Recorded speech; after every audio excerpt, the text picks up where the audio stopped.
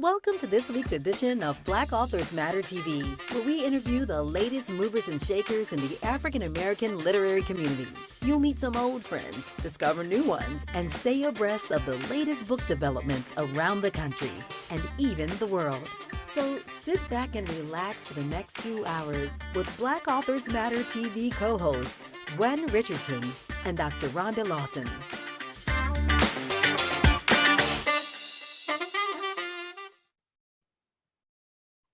Well, welcome to another edition of Black Authors Matter TV. I hope you had a wonderful 4th of July holiday, restful, exciting, or whatever you wanted it to be. And welcome back to the show for those who are repeat viewers that follow us almost every week. And to the new people, welcome as well. I'm Gwen Richardson. I'm your host for tonight, along with my co-host. And I'm going to have to repeat that because she just logged on. And so she gets to say Dr. Rhonda Lawson on her own. So she's popping up in a second or two. There where she goes. And then she can say, okay, along with my co-host. And then she can say her name when she comes on. Dr. Rhonda Lawson, hello, everybody. So, welcome back to the show. And Rhonda, I see you have a new addition. You didn't have the microphone. I'm trying to work out this microphone thing. I've had it for a long time, but I hadn't been using it. So I said I'm going to try it tonight and see if the sound comes out better. Oh, okay. Well, I've been thinking about getting one myself. All of my equipment just about has been gifts from people who want me to do better and be my best self and live my best life. Well, thank you to everybody who wants Gwen to live her best. So I've got 3 lights. The results is that, and a couple of other things. I've looked tech pieces that I've gotten. So I'm trying to make sure I keep up. I don't want to fall behind. Because when you snooze, you lose, and that's the truth with tech and a lot of stuff. So anyway, welcome to the show, everybody. We have another exciting show tonight. We have 4 amazing guests again, and before we bring on our first guest, we are going to give away 2 books tonight. So those of you who watch the show and win books every week, or those of you all who watch the show and never win a book or want to win a book, here's your chance. So, okay, the first book is called Fruit Punch. It is a memoir, and the author's name is Kendra Allen. That's the cover. And the trivia question to win this book is, Kendra Allen, the author, was born and raised in which Texas city? So what Texas city was she born in? If you get it right, you get the book mailed to you in a day or 2. And the second question, the second book and the second question, this book is called Race and Reckoning. Both of these are advanced reading copies. I wanted to let you all know that too. This one is due out in August. And this one is due out this month. I think it's the end of the month. But Race and Reckoning, from Founding Fathers to Today's Disruptors. And this is by author Ellis Coase. And he had a really major best-selling book years ago called The Rage of a Privileged Class. That's probably the book he's best known for, because that was his best-selling book. But he's a writer. And the question for this book is, name one of the publications in which Ellis Coase's work has appeared. And there's a list of several. So all you have to do is name one. It's a newspaper or magazine name. And any of them will work. Just name one. And you can win his book. And he's going to be on the show next Tuesday. Well, we have a new winner. We have a new winner. Yay. Yeah. Okay. Which book? Which book and who won it? Fruit Punch. The winner is Tamaline Black. She said Dallas. Okay, that is the correct answer. Okay. And to get your book, since you haven't won before, you need to DM the National Black Book Festival's Facebook. Give us your name and your mailing address so we can mail you your copy. And just indicate that you won Fruit Punch. That's helpful for us when we mail the books. Did anybody win the second book yet? Mary Evans. She said Newsweek. Okay, that is the correct answer. So Mary, we don't need your address because we already have it because you won book. You won 3 books last week, Mary. That Sharon was on it. She was on it, and we were happy to send them to you. So we will get these 2 books in the mail this week to the recipients. So our first guest is a young lady called, she goes by B Truly, and the letter B, and Truly for the last name. I don't know if B Truly is just her pen name. She's showing Brandy Truly on the screen. So right, that's what I see. So she'll tell us if she goes by Brandy Truly or only B Truly for her writing purposes. Because some people want to write under an assumed name. They don't necessarily want people to know who they are. Or they write different genres and different books and they use a different name depending on the genre. So we do want to welcome to the show, B Truly, Brandy Truly. Welcome to Black Authors Matter TV. Hi, thanks for having me. Thank you for being here. Thank you. Yeah, now your work has B period, the letter B Truly on it. Is that Yes, ma'am. what you write on? Okay, so you write under the initial B and then Truly. Yes, ma'am. And you do young adult fiction. So tell us why you decided to focus on young adult fiction as opposed to other types of fiction. Well, actually, this was the first series that I did that was young adult fiction. I have some other books, but this book was actually the first book that I wrote when I was 15 years old. And it's been like decades of like a work in progress. I had to, it's my Darkest Secret series. I had to take it, I was handwritten 350 pages. And so I had to take it out of the cabinet and dust off the cobwebs. And in 2015, I rewrote it. And then I wanted to change some things because I was 15 and I like cringed as, I was reading it. And I was just like, oh my God, this is like awful. So, and then I kept but a story was there. Yes, there ma'am. was a story there. It may not have been perfect in terms of the grammar and all of that punctuation, or even the structure of it. But you had a story there that you wanted to resurrect and keep going. Yes, ma'am. So I kind of restructured the bones and I took my time. So I found out about Amazon and the create space. I'm an ultrasound tech full time, and one of my patients was saying, it was a nice black lady, and she was telling me, we got on the topic of writing and authors and things, and she was saying how she had, published on Amazon, and I was like, really, that's excellent. I didn't know you could do that. And I was like, or you have an agent? And she was like, no, I'm self-published. And I was like, really? Well, how can you do it without an agent? So that's how I found out. I didn't even know this existed. So I had another series at the time that I was working on, a sci-fi romance. So I ended up working on that, and I actually published that first, and then another dystopian series.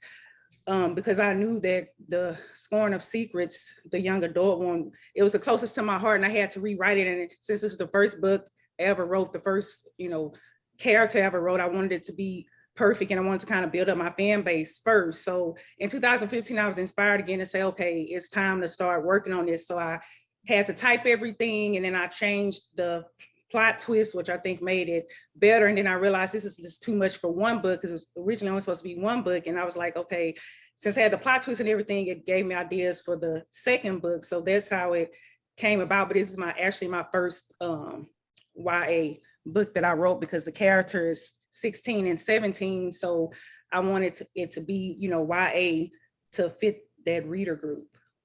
So this was a story that really stuck with you over time. I mean, Yes, ma'am. well, what was it about this story? Was it that you just, because you had written this book at a young age and you wanted to see it in print? Or was it something about this story that just stuck with you? Why go back and publish this specific story? Well, I always knew that I wanted to be an author at 15. My aunt was into the flowers in the attic. That was the big thing in the late 80s. And so I probably shouldn't have been reading, but she gave me the books when I was like 13 and 14. And so when I started reading, that's what got me into the whole trend about dark family secrets and forbidden romance. So I was kind of thinking like, I would like to write a book, and I just had this character in mind, and she had family secrets, and I knew she had like a struggle. So I just sat down, and I remember I was at my aunt's house, and I just was at the kitchen table, and I just started writing.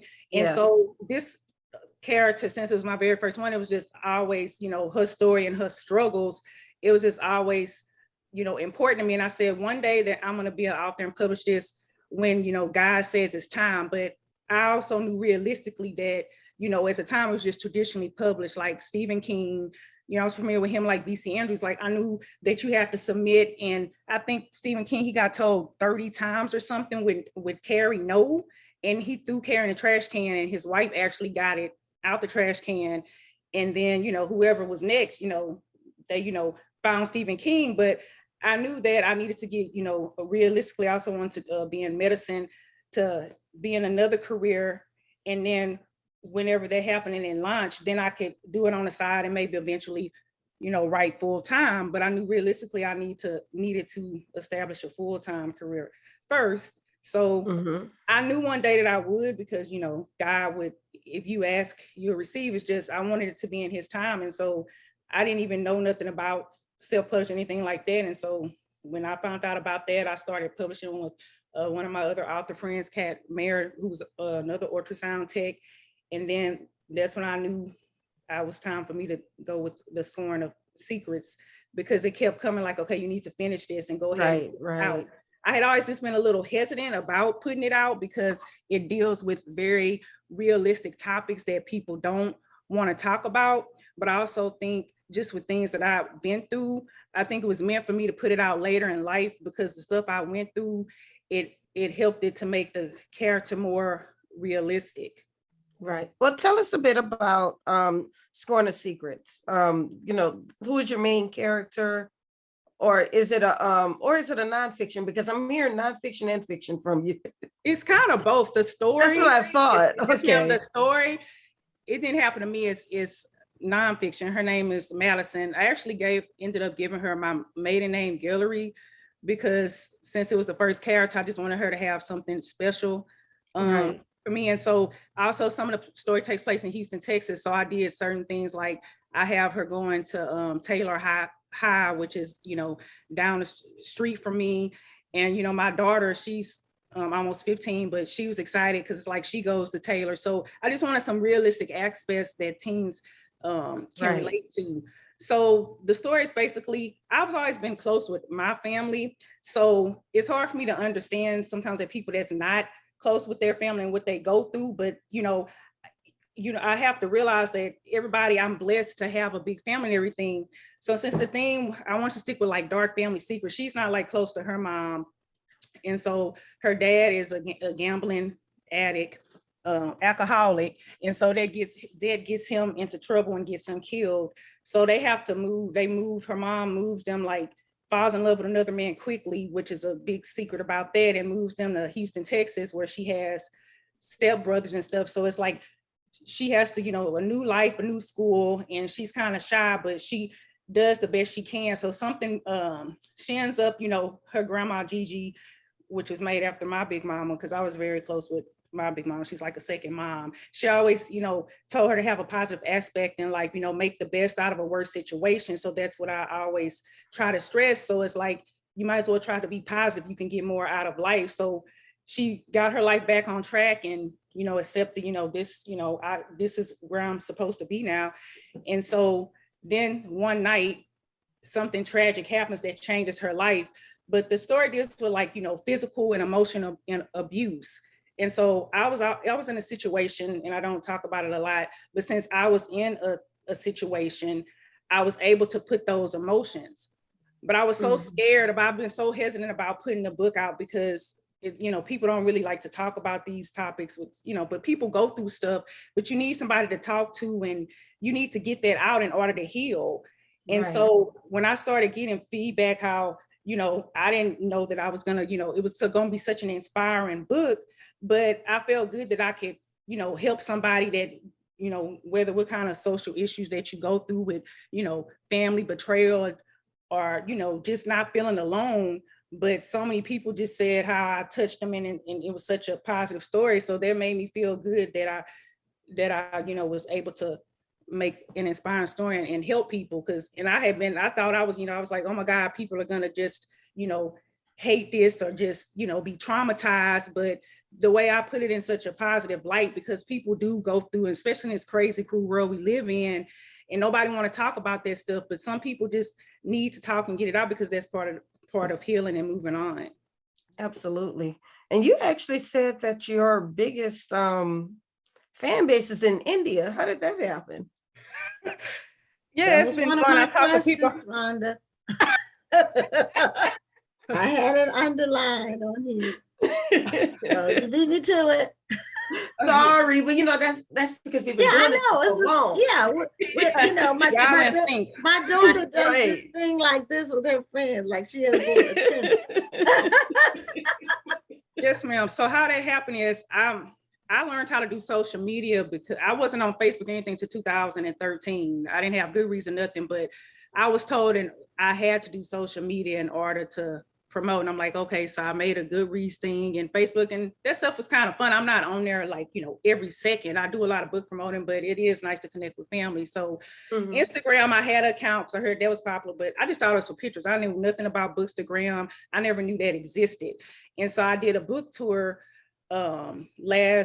when Scorner Secrets came out in that was 21, April of 21. And so the next month on one of my book tours, an Indian reader was one of the bloggers. And so she was a popular blogger from India. So she put up a review and she read it in 24 hours and she loved it and raved about it. And then next, I had 2 messages on Instagram and I was just like, oh, I think I got a message. Like, I didn't even know how to look. I was like, oh, let me see this. And then I had like some other people that wanted to like promote. So it just kind of started from there. Like, this is kind of the first time I had so many people like reach out to me and stuff where I had so many choices. So I just started doing some more, promoting through different people, and it just kind of grew from there. But I was just kind of shocked, but it's so cool that I'm able to, I talk to more people from another country than I do here about my book stuff. I have like 4 times more reviews in India for this book than I do in America. So I was like, well, I never would have expected this, but I like that it's cultural, and it's any culture will, be touched by the story or like it. So there was something that unexpected that's been fun. That is interesting. I had an interesting experience with some readers from India when I on Amazon KDP, which all my books are on. They give you your list of royalties, and they tell you if for the month they tell you if it's from the United States or from another country. So I had some royalties from India, and I thought it was dollars. I thought the royalties were dollars. So it was You got excited and something. I got excited, and I was waiting on my account. I'm waiting for the money to hit, and then I didn't see it. So I called Amazon, and they said, "Oh no, it's whatever the currency is in India. That's what it is, and it's about 1% of what of the dollar. So whatever the number is 1% of that. That's going to actually be the dollars. Anyway, though, that's my end of story. I thought I was going to get a bunch of money. I got $2 and like 74 cents or something like that. Yeah. So anyway, it was something though. It's something. It is money. I could do something with it. It pay a bill, but yep. So I had a question about how much detail, because you hear a lot of people writing about abuse, uh, but especially as a young adult book, how much detail do you decide to put in there about that situation? And how do you determine, what to hold back, what to put in? Basically, I followed the YA kind of guidelines. I knew that with YA, you can talk about sex all day, but it's the descriptive words that you use.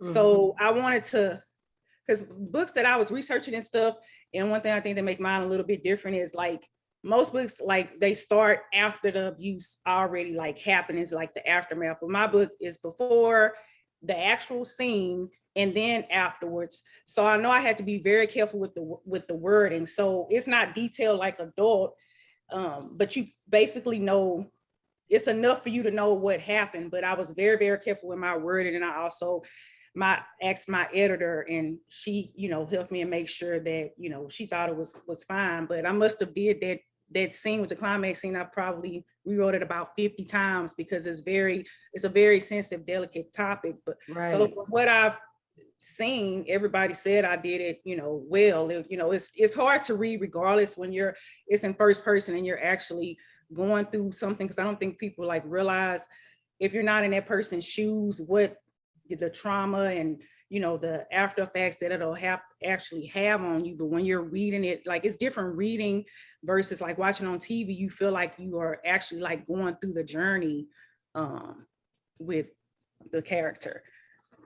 So well, when you read, you have to create it in your mind. Right. And that's why I was just about to ask, what is your process when you're visualizing these scenes so you can write them and describe them? You have to describe them in such a way that the person who is nowhere near you can see what you saw. So what is your process in going through that?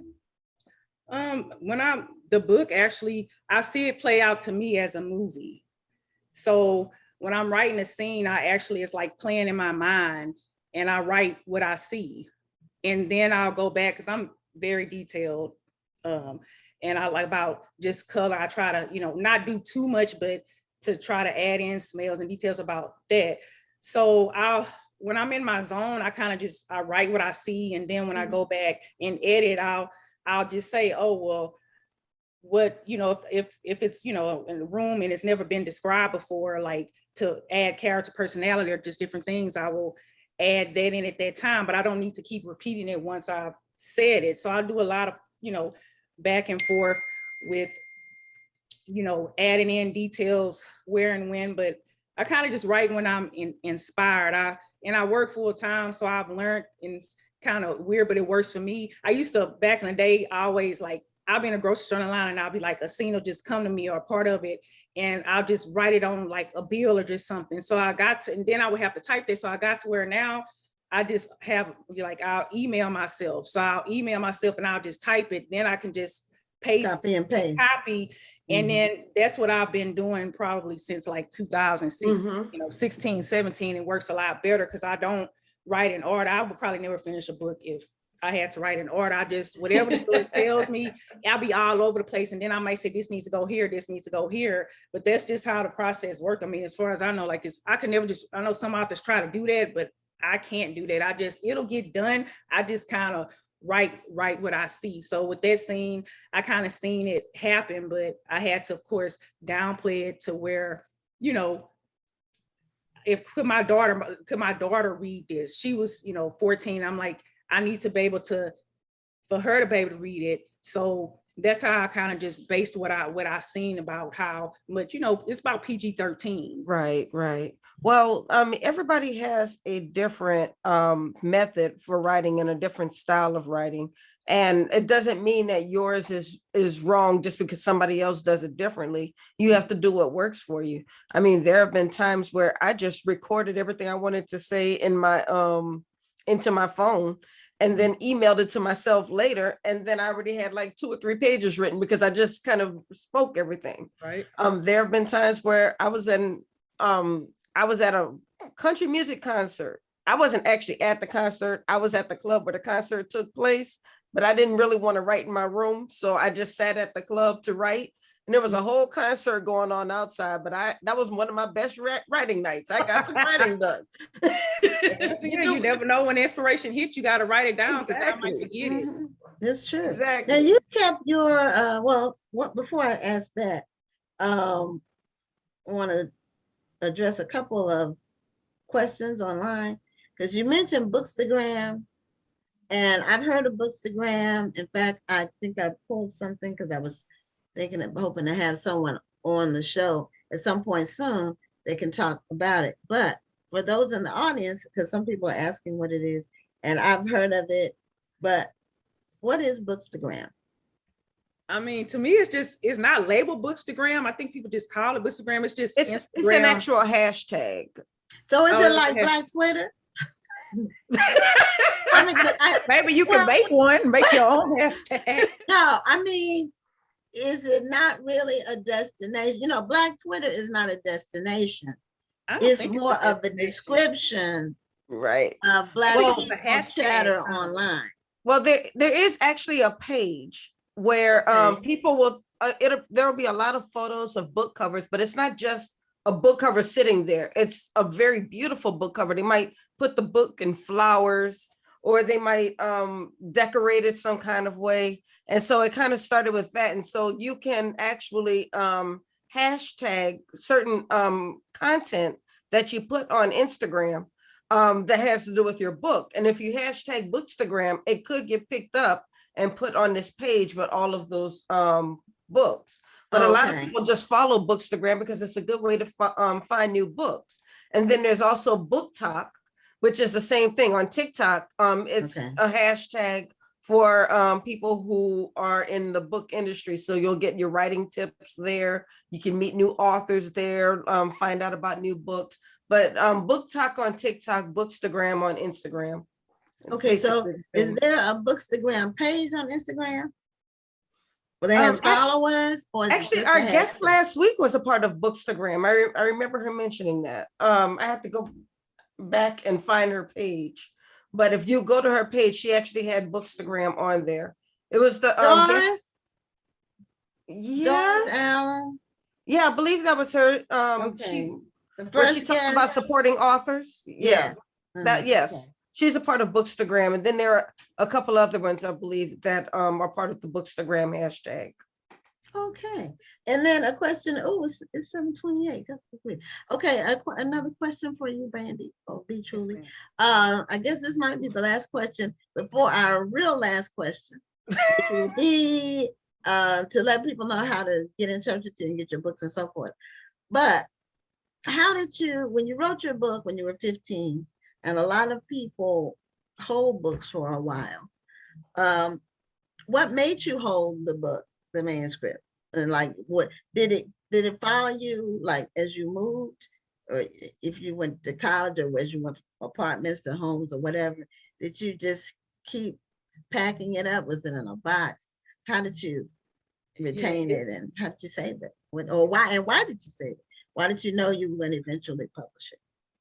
It was in a big black binder that I kept, and I knew where it was. I didn't move around too much, but I kept it in there. And I always knew, first of all, I had to, get into my, career in medical. So then when I found out about, publishing, I knew I had to rewrite the whole thing. And I was already writing another series, but I decided to wait instead of just rewriting it. Then I wanted to build up my fan base. Like I wanted to, it to be the best that it could. So I just kind of knew, like, I'm new. And since I was self-published and I didn't have the marketing and fans and all that, I put out these other books so I could grow with fans and stuff like that. And then I decided that when I just, was inspired to write it, or okay, now it's time. I didn't have a certain, when I first published in 2013, I didn't have a certain like time. In 2015, I got motivated to pull it out and rewrite it, but I had to revamp the whole book. So that took some time, and I just was in no rush to like put it out. So I had put out another adult dystopian series. And then after that, I was just kind of like kept thinking about it. And so I'm like, okay, now it's time. You're just going to have to get the courage. This is a sensitive topic, but you can relate to it. So I don't know, I think God just told me now it's time to just come forth and and whatever happens, happens. And this is like, you know, been the best book and the most, you know, positive impact and, you know, the most interaction. I just like the interaction with readers. And when, you know, when I know I touch somebody and then, you know, people say that I helped them and stuff. I mean, that's just a good feeling, because I was terrified of putting this book out. I was sweating bullets because people could be very harsh in reviews. So to be so inspiring, They everything, can. like it was worth the wait. Yeah, I hate them. Anyway, But no, it takes a lot of bravery to put yourself out there, It does. you know, to write a book, you know, and put your best into it. There are authors out there who are just throwing stuff together and They getting it out there are. so they can make some money. But when you are putting the time that you put into your books and the care that you put into your work and you put it out there, it takes a bit of bravery to do that. So you got past that and you put your books out there and you're reaping the benefits from it. So congratulations to you on that. And I hope that you keep going. Yes, ma'am. Yes, and Brandy, tell people how they can get your books and how they can connect with you on social media. My book page on Facebook is Be Truly Fantasies. And I go by Be Truly, but I cannot get the Brandy Truly out of there. It's the same thing on Instagram. It just, even though I put Be Truly, it will not, like I've tried to take it out, it just won't do it. But it, so it says that, but on Instagram it's at Brandy Truly Okay. on Instagram, and Twitter is at Brandy Truly as well. To reach me, and on Amazon.com is where I sell the books. Scorn of Secrets and Thorn of Secrets is out. The final book will be out probably in January, but you can find those, my Darkest Secrets series, on Amazon. Okay. Well, thank you so much for being a guest on Black Authors Matter TV, and continued success with your books and everything that you're doing. Thanks for having me. Okay. Thank you for being here. You have a great night. You too. Okay, we're going to be bringing on our next guest, but I need to clarify who won the books. I know Mary won the second book by Ellis Coates, but what's the name of the winner of the first book? That was Tamaline Black. Okay, how is she spelling Tamaline? Tamaline. And the last name is Black. Yes. All right. Well, Tamaline, be sure to DM us. And she said she said that was a great interview. So she was engaged. Okay. Oh, okay, good. Okay, wonderful. All right. Well, we'll bring on our next guest. And she is not only a previous guest to the show, but she has a literary events page that we post the show's lineup on every week. And she graciously approves it. So I want to welcome back, because Sharon was on the show the first year that we started in 2020. And now it's 2022 and she's back. And when you were on, well, welcome back to Black Authors Matter TV. Thank you. And when you were on before, I remember it was when we were all talking about why we canceled our events in 2020. Yes. And because of COVID, everybody canceled, everything was canceled. So, and then we didn't have it last year either, our event and your event. So this is your first year coming back with the Black Authors and Readers Rock Weekend. So we wanted to have you back to talk about how you've been able to continue to be engaged with your audience for the event in order to relaunch it in person for 2022. Well, Gwen, I guess I would tell you, I never stopped engaging. Okay. You know, I think that you have to kind of keep yourself out there. The book club, I founded a book club in 1998, which is why the Black Authors and Readers Rock Weekend was ever founded. Our first event was actually celebrating 10 years as a book club. Okay.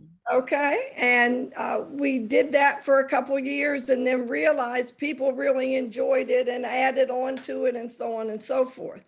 But you have to stay engaged. You know, you have to keep yourself out there. I don't go as much. I turned 75 in June. Okay. Oh, well, God bless you. God Thank bless you. you. Still active at 75, you know, it's not Absolutely. everybody is. So That's true. But you know, I think if you slow down, then hey, you may not get up, right? Right. yeah, you have to keep moving. You have to keep it moving. Right. I think You you're know, and actually I'm not gonna- surprising a lot of people that you are 75 years old because your name is everywhere in this industry. And people who haven't met you probably think that you're just this young little whippersnapper running around doing all kinds of stuff. Well, no, it's like June 6th, I turned 75. And how can I say? I just think that you have to keep moving. I think if it's something you Yes. enjoy, you can do that. And I really try to keep my hand in helping with book clubs and starting book clubs and answering questions and going to meetings. Now, obviously, I haven't been as active as I would have liked to have been because of the pandemic. Right. So you make it up on social media. Mm-hmm. Mhm. You know, you Yeah. do what you can. And so I just, in fact, getting back today, I'm a little tired, had my first family reunion since 2018. Wonderful. Oh, okay. And I somebody else is coordinate our doing the family one. reunion. And so this was a whirlwind weekend for me, kind of getting me in shape for October. Yeah. Mhm. Now your event is the first weekend in October. That's right. That's Okay. right. First week. And that's normally when you have it all the time. Is it normally We the first weekend in actually October? started in September. And then because there were a couple other things that I kept button heads with, Mhm. I moved to October. And so we've been fairly good that first weekend in October, and it works out well. I'm just hoping that it works out this year. You know, people are still rather reluctant. Right. Mhm. Well, people, you know, you live in the DMV, you're in Bowie, and what I've been noticing is that people around here are really wanting to get out. I mean, people are treating 2022 like it's the new 2019. People are getting out. So I think that Or like 1999, like Prince say. I mean, right. I tell you, we were talking this weekend that there have been years that we've had 300 at our family reunion. And we kind of struggled this year to hit 100, 120. Mm, But it was a wonderful time. You know, the people who were there were engaged and loving and just so happy to see each other. So that's my hope for the Black Authors and Readers Rock Weekend. I don't care that I have record numbers. I just Right. hope that I have enough people who will make it a good time and that will really enjoy ourselves. Well, tell us about the event. What happens at this event?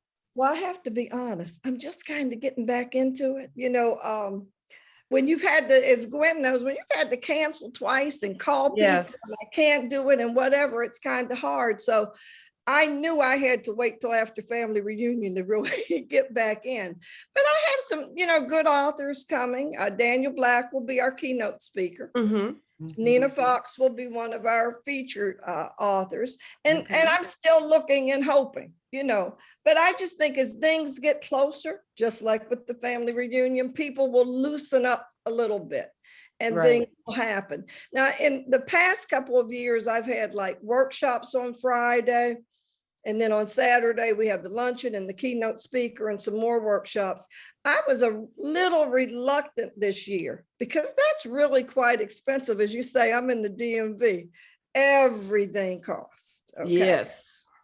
But what I have done, and hopefully I will sign off on that this coming week, I've decided to partner with the library this year. Well, good. Mhm. That That's is good. up the street, not very far from the hotel, almost in walking distance. Mhm. And so instead of paying all that exorbitant room rental in the hotel all day Friday, we're going to use the library. Well, you know, That's not a bad idea at all. necessity is the mother of invention. And you know, people don't realize unless they put on a major book event, they have no idea how costly it is for the organizers. They don't, and the people that I know that put on events, they don't talk about the cost But we to need them. Mhm. Because, but it's extremely costly. So you have to be creative like you're doing. We used to be at hotels. Our first, the first 2 years we were with another event at the convention center. Then we were 3 years at a hotel. And I tell people the hotel cost, the amount is like a down payment on a really nice house. Mhm. Not only that, I was telling That's my what they relatives charge. this weekend, because they're so used to me putting the reunion together and showing up. Half of them want to come in and pay. Yeah, and that's not possible And I've already because the venues want their money up front. I have already spent thousands of dollars, and then I'm Yeah. hoping Right. that Yeah. we'll take in enough money to pay me back. Well, let me tell you, and Rhonda, I know you've been to the Harborside Hotel. Before they open up a door, baby, Mhm. I'm giving them, I have given them as much as $10,000, but they're not opening up a door Oh, until it's that's why time. we had to get out of the hotels. And we haven't been, let's see, the first 5, so 10 years. Well, the last 2 were virtual, but we've Okay. been at the same location. And I'm fortunate that the church I attend, they have the perfect facility. It's huge, it's modern, it's perfect, and it's affordable. Okay. So, if I had to get the same space at a hotel that the church has, because they have a first class gymnasium, a double gym that has meeting rooms off to the side. It has a concession with food. Okay. I mean, it's all built in. And so if Don't try to serve a meal. well, we do, but people pay. We do, but I people do, but pay. it just blows my mind that the luncheon, by the time you pay for the lunch, 20% gratuity and 6% sales tax. Right. It's a lot.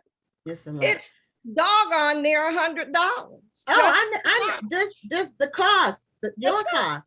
I mean, like I say, I'm really blessed. Our church has a chef on staff, and they Okay. cater events all the time because they always have events at the church of Mhm. all kinds. So they're going to be catering with 3 meals we're having, and the price will be the cost and the price will be affordable. The cost meaning our cost, and therefore the price that people pay. And still, even when that's true, you're still cutting corners. And what can I do? You are. What can I do to make it? Right. People make don't realize the it right amount. for Yeah. them and whatever. But some It's true. people just don't have a clue. Yeah, they don't They realize how much have no goes idea. and they don't realize how much that goes into it because of all that you have to pay out. And you want it to have a level of elegance to it. You don't want to just throw Right. something together. Right. And then when people say, well, I might come, or I might try to make it, or can I pay at the door? Usually when they say those 3 things, I mean, they're not coming. So I'm not including them in my count. Well, I tell them I have to give the caterer a number a week in advance. So no, Right. you cannot pay at the door because you won't have a meal, because I have Right. to give the caterer a number a week in advance. Well, And I will also say, and I know Sharon, you experienced this too. We have the best volunteers. I'm not throwing shade on your volunteers, Mhm. but we have just the most amazing volunteers. And without them, we couldn't do it. I mean, you have to. But the people that I love are the ones who come to you and they say, oh, Miss Sharon, I think I'm going to have an event, Oh, really? Where are you going to have it? And I'm going to do this, that, and the other, and I'm going to sell 100 tickets. And I said, well, how are you going to sell the tickets? Well, I got 10 people in my club. And they're all gonna sell tickets. I said, honey, let me tell you something. You're not having nothing. I asked Let's him, think through that stuff. how are you gonna finance it? That's the question I asked, and then that shuts it down.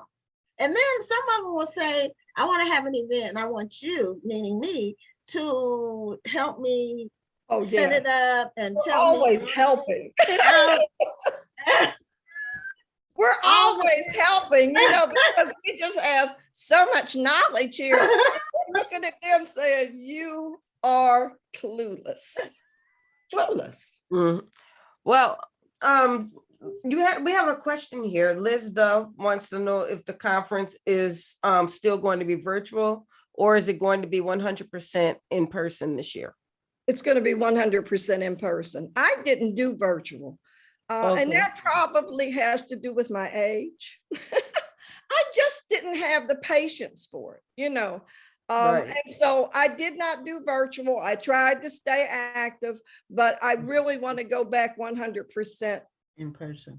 in person. I was about that touch. I was about to have my feelings hurt because you didn't ask me to come, but I want you now that I know you're in the DMV. That's not a problem. I know the last time you were on the show, I was in New Orleans. That's right. But no, I'm not even sure if I'm going to be in the country because we're supposed to be going to London that week. That's why I didn't fuss at you, but I just figured I would go ahead. First she go fuss and then she go back. Yeah, I just wanted to pick at you. Then she's gonna tell us about her London trip. Yes, we'll have to get back together for that. Yeah, we did ours virtually for the last 2 years. And it was two full days and an evening. We did the same schedule that we did for the in-person. Okay. And I was on camera talking for She talked the entire day and I felt so bad because I was at work and I couldn't help her out. But look, as soon as I jumped on camera, Gwen disappeared. I collapsed. You were tired. Oh my goodness. Gwen was gone. Even though you're sitting, it still takes energy and your passion. It takes everything out of you. It's not as physical as the in-person, but it's still exhausting. But I'm glad we did it because it allowed us to keep everybody engaged. Yes. And all the authors who signed up were there. But I had to, it was, sometimes you don't know what you can do until you have to do it. So I think because we enjoy it. Yes, exactly. Enjoy it. We love that feeling when it's over and everybody's happy. Right. Yes. So on and so forth. And so it's not like work to us. No, that's but right. No. Now, Gwen, I have a correction. Liz Dove wanted to know if the National Black Book Festival was going to be in person. Oh, okay. The national that's Gwen. That's our event. Yeah. Yeah. The event will be entirely in person. We will have 1 or 2 virtual things. The only thing that's definitely virtual is our announcement of who wins the Jerry Pinkney Children's Book Awards and all those categories. We'll be announcing it virtually and at the event. But we want people to come. So you're not going to be able to watch. We might have one other thing. None of the featured authors will be virtual. If we have one other thing that's virtual, it might be a seminar or something like that. And Rhonda will be doing in-person live interviews with the participating authors, meaning the authors who register. Not everybody who's there will get an interview, but Rhonda will be as the literary correspondent for the festival. She'll be doing that. That's me. I'm the literary correspondent. Yes, she's for the literary festival. correspondent. And so, but no, we want people to come because it takes a lot of resources to put on the in-person event. So we want it to be live in person. We want the people there. We want the energy there. And so we've had extremely good response so far. In fact, our vendor space is totally sold out and we have a waiting list. So Now, That's when a- is your conference? Ours is the third weekend in October. Okay. Sometimes it's the last weekend in October, but I mentioned last week, our church has a huge event for Halloween. Well, but they call it Jesus Fest. It's huge, hundreds of children. And the facility that we use is the same one they use for that. So if the last weekend is on Halloween, we do it the weekend before because we can't Okay. use the facility because of that. So next year it'll be that last weekend, October, because people are already asking about next year since this year sold out. So next year is the 26th through the 28th. So Well, unfortunately, we have 10 minutes left, but I did want to ask Miss Sharon, can people still sign up for? Absolutely. Okay, They can now still how sign do up they? to be participants. I'm still selling tickets. Everything is still going on. Okay, and I put the link to the website. I believe I put that in the chat. Yes, I did. BlackAuthorsAndReadersRock.com. So they Yeah. can get the information there, They can correct? get all the information from there, get linked to Eventbrite and whatever. Yes. So when Okay. does your event start? And just give us like the lay of the land of how the Yeah. event goes. If everything works out at the library, we'll start that Friday afternoon, which I think is October 1st. I'm so confused.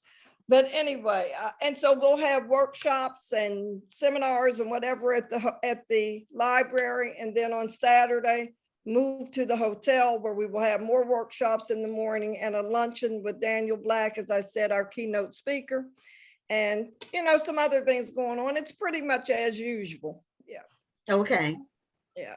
Okay, what type of if you know offhand, what type of seminars and workshops?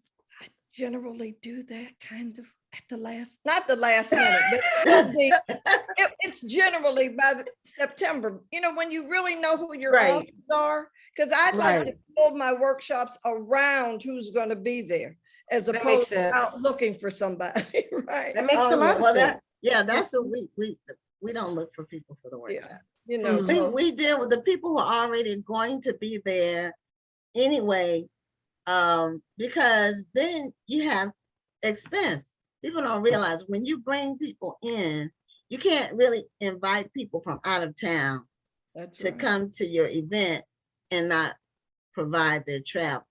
And now travel is more than it's up from where it was 2 years ago when we did it last time. I So kind of want to go to the MBCC this year and have decided if we go, we're driving. I just Right. don't want the aggravation of That's in flying. Atlanta, correct? Yes, Yeah, I might drive there myself. I can drive to Atlanta. yeah. from where you are. Yeah, Right. It's and about a even 10-hour sometimes drive. we'll stop, like around Mhm. Savannah or someplace, spend the night and go on. But we're retired, so that's fine. Okay, yeah. Now, I am. Well, we're flying. Well, I'm flying to Philly for the Zeta Boulay in a couple of weeks. Okay. And I am hoping I don't have any problems with my flight. Well, I will ask one question. Are you going a day early? Well, no, That seems to be the best advice right. that it people are giving does. us right now is if you need to be there on Friday, you need to go. If not Wednesday, certainly Thursday. Well, Because I am there's- arriving. I'm supposed to be arriving the day before. I need to be there.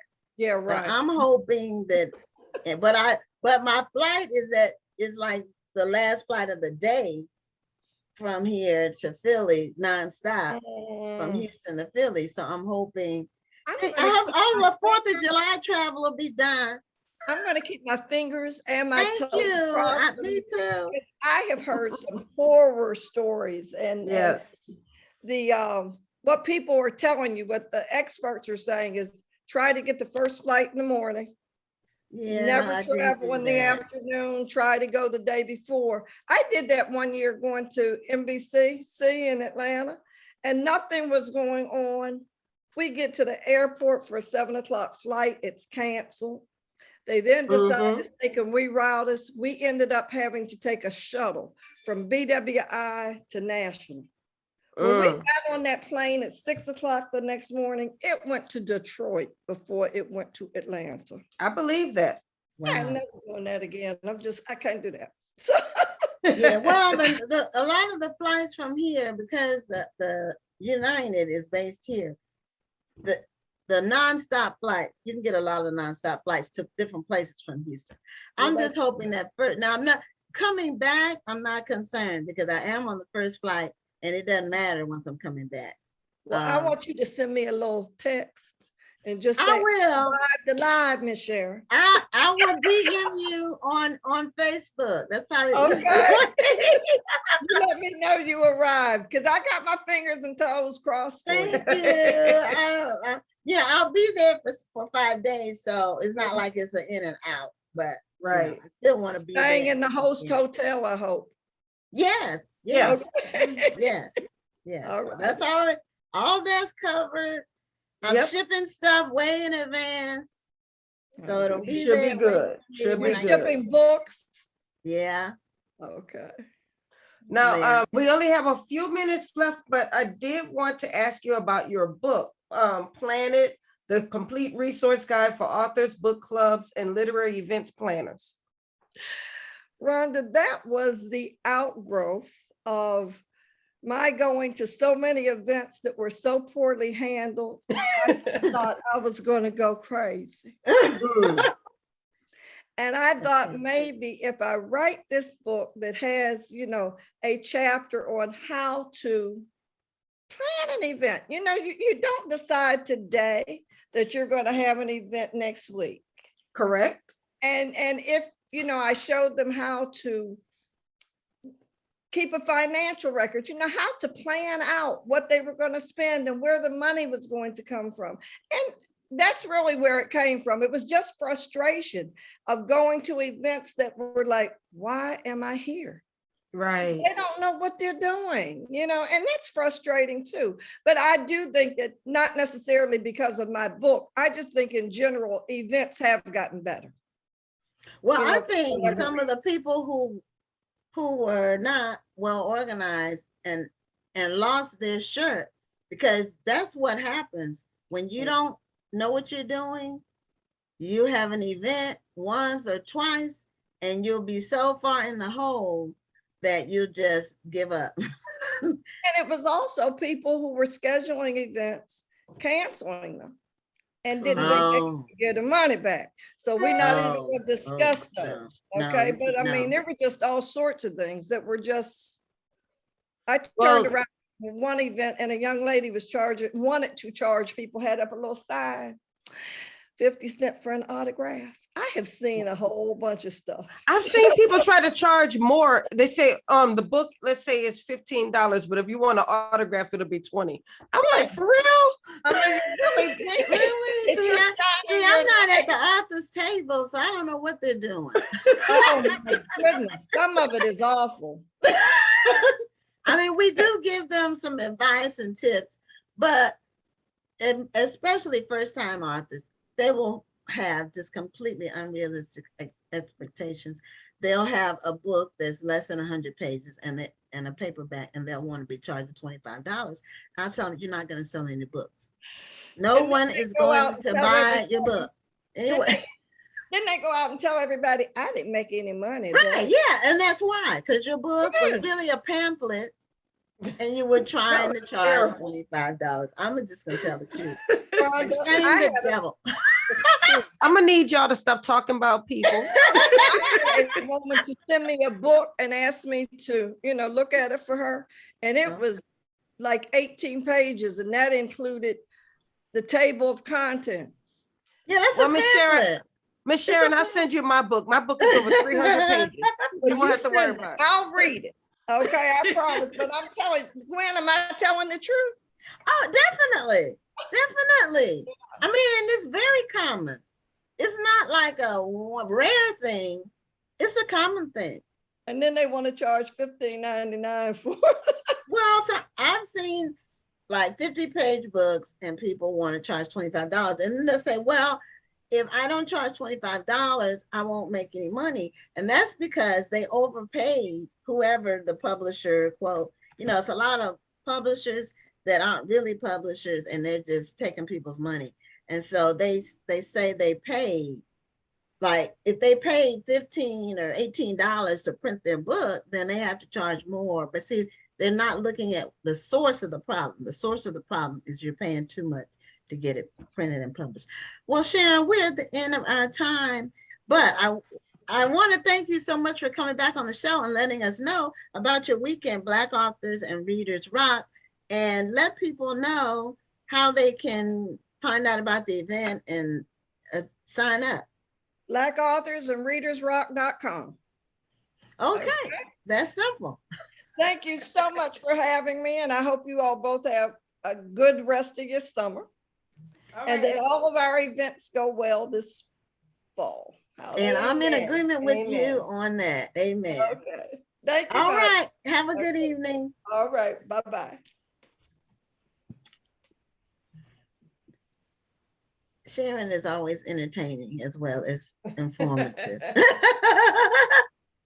Well, we have our next guest. Her name is Jodi Skipper. She's a history author and anthropology professor. And she has a book called Behind the Big House, Reconciling Slavery, Race, and Heritage in the U.S. South. And I saw an article about this book, and I said this would be interesting to discuss on the show.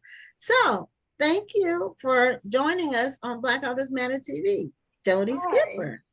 Thank you all for having me. And you're the All right, thank you for University of being here. Mississippi, I see. I am, that's correct. I'm on And the you're- faculty there. You're a professor of anthropology. Yes, I have a joint appointment in anthropology and Southern Studies here. Oh, okay. Nice. Yeah. Well, now so- what got you interested in anthropology? Well, that's a great question, actually. I think that I've been interested in history for a large part of my life since I was a child. I probably didn't recognize that's what that interest was, but I really like watching historical films. I really like being around my elders and listening to their stories. Yes, I've always yes. been fascinated with it. And when I was an undergraduate at Grambling State University, I watched this documentary, and there were people talking about the archaeology of slave dwellings. And I was a history major at the time, but realized that the people talking about that type of research were archaeologists. So I decided to continue to do that type of work, but through material culture, and I decided to get into an anthropology program to do that. You sound like a modern day version of Zora Neale Hurston, and I'm sure you've heard that before. I'm so flattered and humbled. Now, Amazing, what great is work. when they discuss the archaeology of slavery? What were they actually uncovering? Like what the artifacts of the dwellings? Just tell us about that. Yeah, so in that particular case, they were looking at the structure of the dwelling. So obviously enslaved people built those for the most part. So they were trying to think of the ingenuity that it took to build those types of things. But when we think more in general about the archaeology of slave dwellings, you're looking for their material culture underground. So things that they might have used. So you'll come up with ceramics that they used to eat on. You'll come up with toys, things that people played with, marbles, for example. You'll come up with jewelry.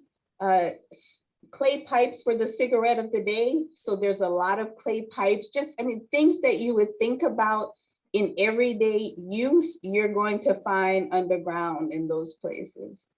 Okay, so that kind of helps in putting together the story of their daily lives, basically. It absolutely does. And it's tangible. You can see it and you can feel it.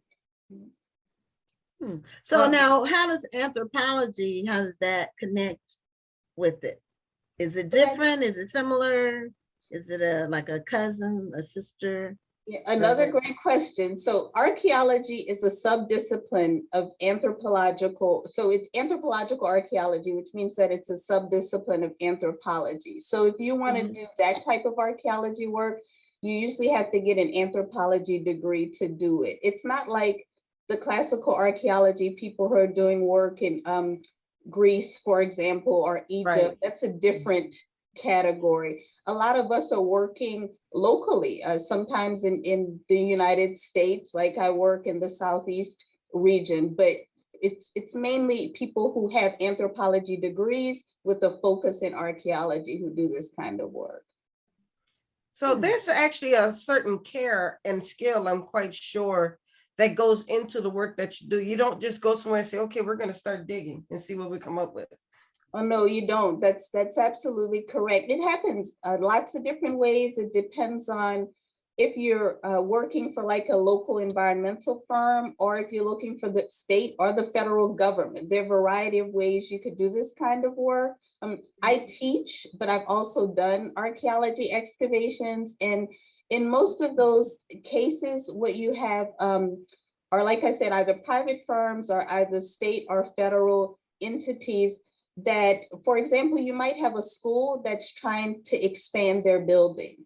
And because it's a public entity, that means that by law, archaeology work has to be done to make sure there's nothing significant in that place that they're going to expand the school. So you don't want to start to build a building and then realize you have material culture underground or a cemetery or something like that, for example, right? So the school would have to hire archaeologists to come in to do that type of survey work first before they get too far into that process. Wow. So how did you end up? Like, we're about to ask the same question. Go ahead.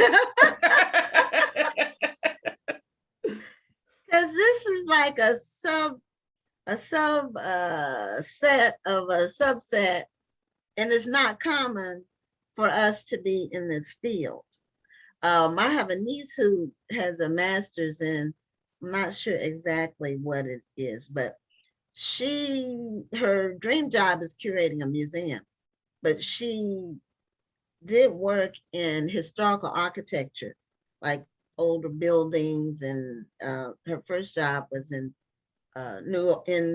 near New Orleans, or in I think it was the Whitney Plantation. I think don't quote me, but I think it was. And where they would have tours, and she would develop the wording, the scripts for the people who were taking people on the tours. And so she's always loved old things, even as a little girl. She loved old cars, or anything that had history behind it. She liked it. And so that's her field that she's in. And she did get a job at Whitney Plantation. Then that didn't work out, and then she taught for a while. And now she has a job at a museum. So she's working in her field. But anthropology is there an association of Black anthropologists? Is it enough of you all to have a club? Yes, absolutely. So there's association for Black anthropologists that's under the larger American Anthropological Association. There's also a Society for Black Archaeologists. So that's a relatively smaller group, but it's grown significantly since I started graduate school. When I started graduate school, there were less than 10 Black American archaeologists that I knew of at the time. I'm not exactly sure what the numbers are, but they're quite a bit more now, especially because of the work that a lot of younger archaeologists who are Black are doing now through the Society for Black Archaeologists. Okay, so that's actually leads to what I was going to ask then, is the work that you're doing, was that kind of the impetus for the book? Yes, so when I got to the University of Mississippi, I was interested in thinking about, I think, how slavery is interpreted for the most part. So when we think about Whitney Plantation and those tours and those types of things that you just mentioned, it really gets us to think about whose stories get told and who decides whose stories get told. And those are the things that I really wanted to think about. Archaeology for me is one part of that, because archaeologists help to fill in a lot of gaps about history, which means that a lot of the research that archaeologists do helps with interpretations at these sites. And I wanted to think more about that, specifically in the case of Mississippi, because when I got here, there were a lot of folks talking about African-American culture, specifically as it relates to like the civil rights movement in the state of Mississippi, and then also blues music in the state of Mississippi, but not much about slavery at all. And I'm thinking, how can you talk about those things without talk about slavery, which is essentially the root of those things? So you had a lot of these historic antebellum plantation tours or kind of urban slavery tours, but just not much about the contributions of our enslaved ancestors at all. So when I got to the University of Mississippi a little over 10 years ago, I found out that there were a few people in a small city named Holly Springs, which is in North Mississippi, who were starting a program that helps interpret the slave dwellings that they actually had on their property. So they owned these historic homes that had slave dwellings on them, and they were starting an education program around that. And I started to work with them, and that's the inspiration for the book that I wrote. So what's in the book? Can you walk us through it? Sure, I can. Do you have a copy of it with you? Yeah. Yeah, I actually don't. I should. Don't worry. Everybody, if you want to see the book, I just put the link in the discussion. Okay, thank you, Ron. I thought that I was so well prepared for this and that I really needed. I forgot, but you can find it in most places online, and thank you for posting that. So what I decided to do was I wanted to write about the project, but I really wanted to focus on how I came to do this kind of work. So I wanted to think more about what causes people to want to really dig deep into historical research, especially these difficult heritage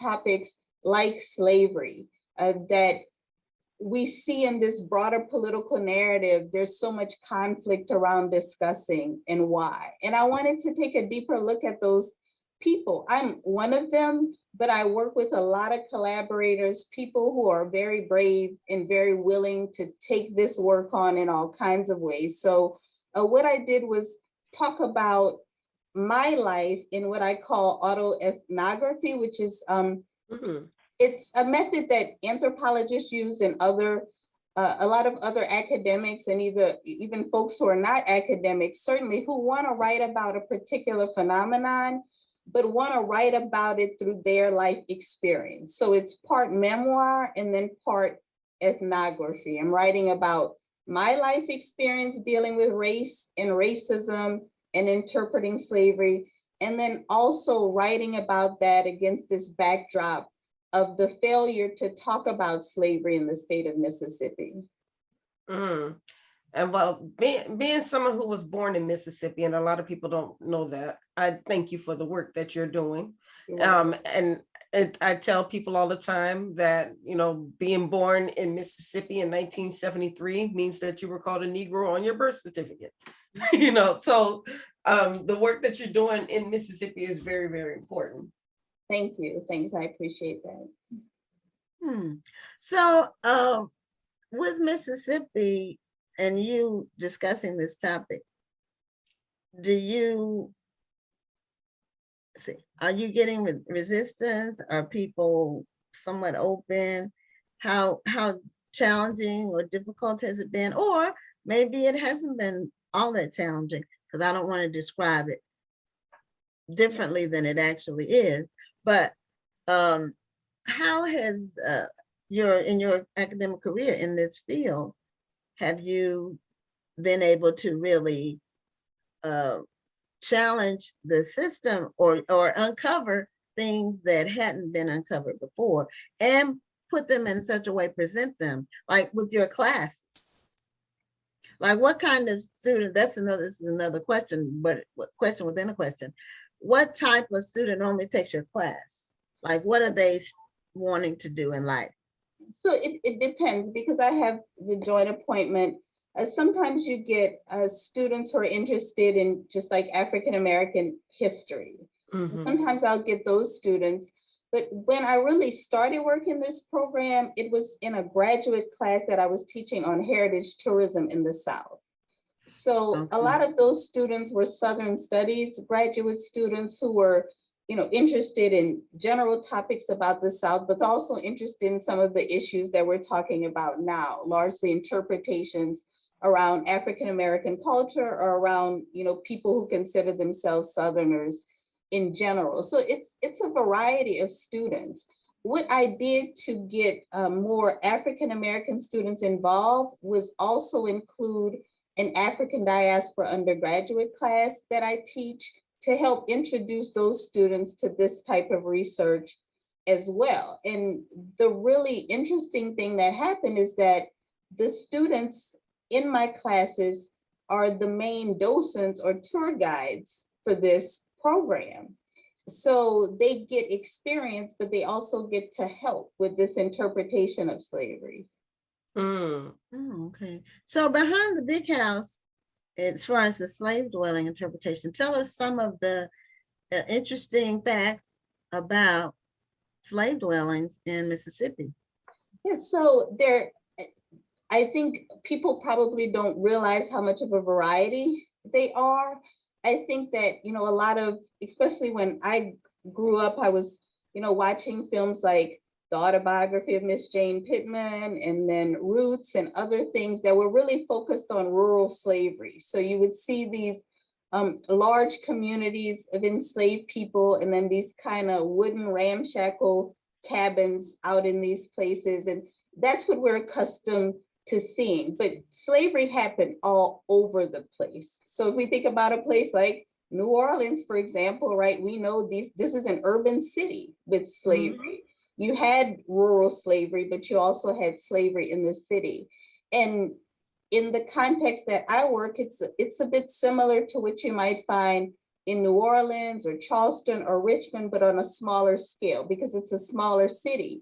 So you have these big antebellum houses, and then right next to it, you have the house that the enslaved people would have lived in. I mean, literally, when they open the door, the master's house is right there. There are still a lot of houses in New Orleans with those smaller houses in the back of them. Yeah, absolutely. Absolutely. And, we see them all the time, right? But people don't necessarily know what they are unless somebody identifies them. So we often say they're hidden in plain sight. So I think, they don't know what they were built to be. They don't know the right. origin of why they were built in the first place. So that's why history is so important. What made you, is that where your title came from? Like Behind the Big House? Is that kind of? It is. That's the title of the slave dwelling interpretation program that I work with. It's called Behind the Big House. So I use the same main title that they use for the program. Oh, okay. Okay. That's interesting. So what other aspects of the slave dwellings do you want people to know about? It's the dwellings themselves, but also some of the other things that you may have uncovered as a archaeologist / anthropologist. Just somebody asked about toys. When you mentioned, I think you mentioned it earlier. When you were talking about things that you had dug up and discovered. Yeah, so the clay marbles are what I mentioned. So you get a lot of homemade things. You do get parts of purchased toys like porcelain doll parts, those types of things. So you know that people had those types of toys. Sometimes you'll get domino pieces where they carve bones into dominoes. So you really see how creative people could be making their own types of toys, but then you could also see kind of these mass-produced things like dolls that they might have had. And it's hard to tell whether these things would have been, passed on from masters and owners or that type of thing. We don't always know how they get access to them unless they're making them. themselves, but you do get a variety of things. So have you found that students who have taken your class or maybe even read your book, they may have gotten an entirely different view of slavery just based on what they've learned from you? Yeah, I think so. You know what, I think they get a more diverse view of what it looked like. I think it's also a very personal experience to be able to walk into a place that people actually lived in and kind of, get a sense of what the space is like. So if I think about, for example, one of these houses, which is the UCraft house, the main site for interpretation. And, folks are interested a bit more. We have a site behindthebighouse.org, so you could see images of some of these houses in the state of Mississippi and also in the state of Arkansas, where there's also a Behind the Big House program. But it's one structure, but you have two separate quarters in that structure. So that means you might have had one enslaved family in one little apartment, another in another little apartment, and then there's an attached kitchen to that. So you could really see how people had to make use of space and what that means. So those two apartments are connected, but they're also disconnected, which means that they don't have access to each other. If you look at the layout of the slave dwelling, all the enslaved people only have access to is that main house, the people that they're serving. So that really says a lot. The architecture says so much about the system, that you're really close to this main house, which means you're always under surveillance.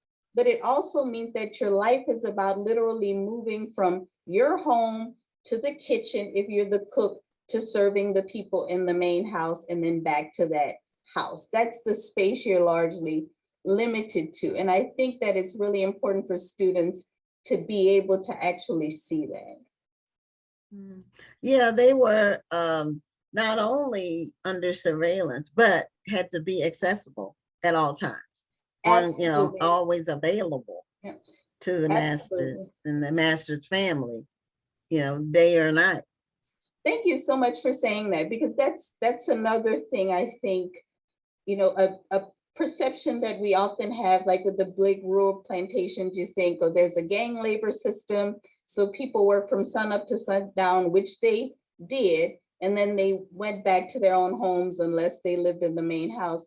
In this case, as you said, you're talking about people who are on duty 24/7. Right. So you're not just taking care of your family in your slave dwelling, you're also taking care of that family in the house. If they need something in the middle of the night, somebody has to be there to do that. And I think that that's another thing that people don't understand, what it means to have to be available to other people all the time and what that might have meant for folks' lives or their quality of life. Sure, we still have that mentality now. We feel like we have to be available to everybody and we put ourselves last. It's a hard thing to break.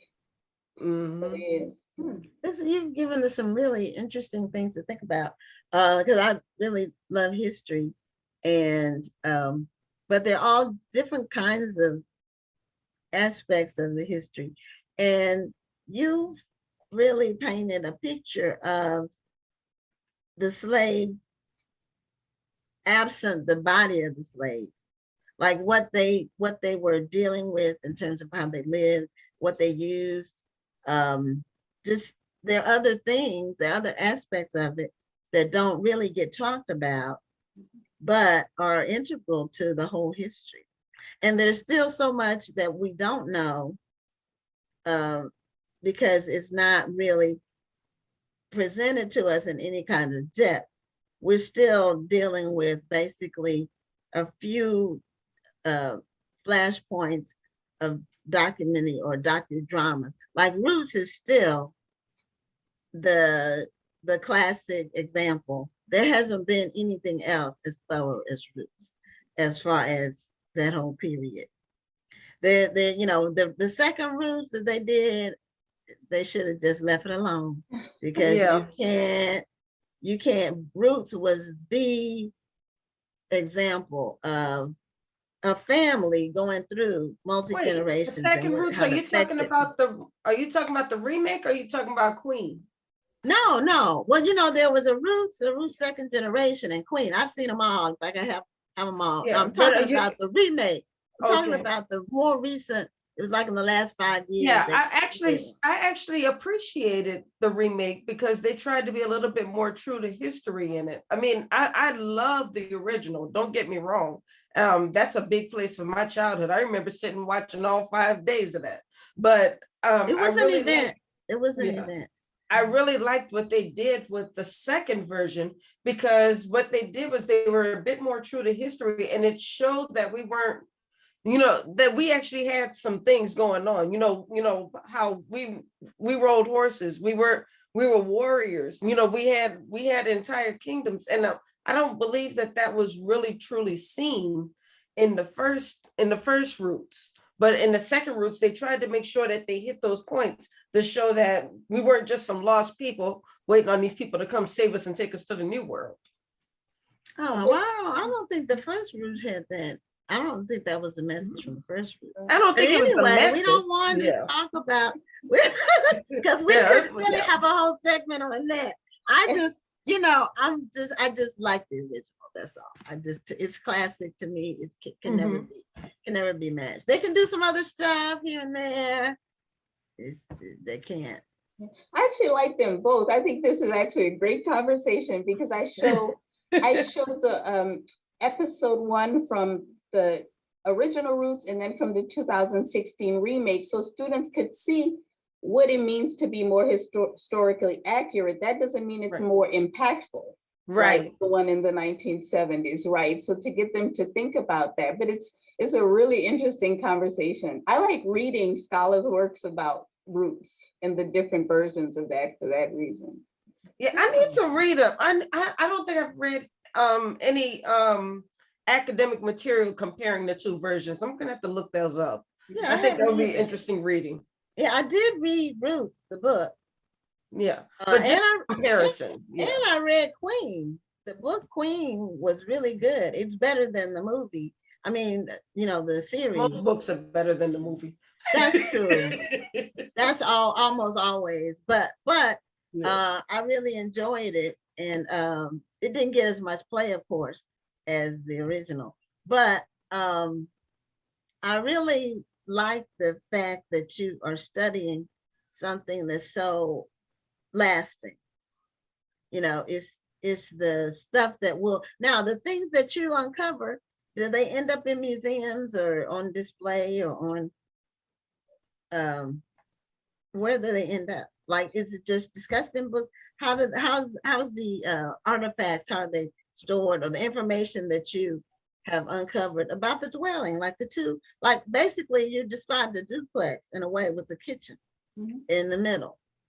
Yeah, so for this particular project, we put the artifacts that I have a bioarchaeology colleague, Carolyn Frywald, who actually started doing the excavations there, trying to think about foodways there. And I know you all are familiar with Michael Twitty. He's actually a program partner. So he comes in each year to help us with the foodways interpretations. So people who visit can see Michael Twitty doing this contemporary antebellum cooking. And then they also could see the artifacts that we excavated on display. What's unique in our case is because it's a private homeowner who's letting us excavate there. Nice. They own the artifacts. So we're cataloging them, but those artifacts go back to the homeowner. In most cases, it doesn't work like that. So in some archaeology excavations, if it's a state project, then the state might keep it in the lab, or a federal project, then it belongs to the federal government if it's federal property. So it just depends on who's doing the work in those cases. You have to write a report about it, right? But how it's maintained and who keeps it, it varies. It depends. Now we are really at the end of our time, but I do have a couple of questions. Someone asked, was this your first book? So this is my first single authored book. I have a co-edited collection called Navigating Souths with a colleague, Michelle Coffey, where we wrote about how different disciplines study the US South. And that came out in 2017, but this is my first single authored book. Oh, okay. And someone else had another question. The United States. Okay, I'm not sure about Lydia's question. She said, you're talking about before they came to the United States. Maybe that was in I think reference that's to when we were roots. talking about roots. Roots. Okay, and then are there Black anthropologists in Texas? Someone asked. Oh, yes, absolutely. I actually studied at the University of Texas at Austin. Oh, That's where I got my PhD from. A lot of Black anthropologists there, and there are also anthropologists at the University of Houston and many other places. So yeah. Okay. So real quick, what's next for you? So right now, what I'm thinking about is how to sustain this kind of work. So in the book, I wrote a lot about the collaboration, how to do it, but this work is hard and it's tiring.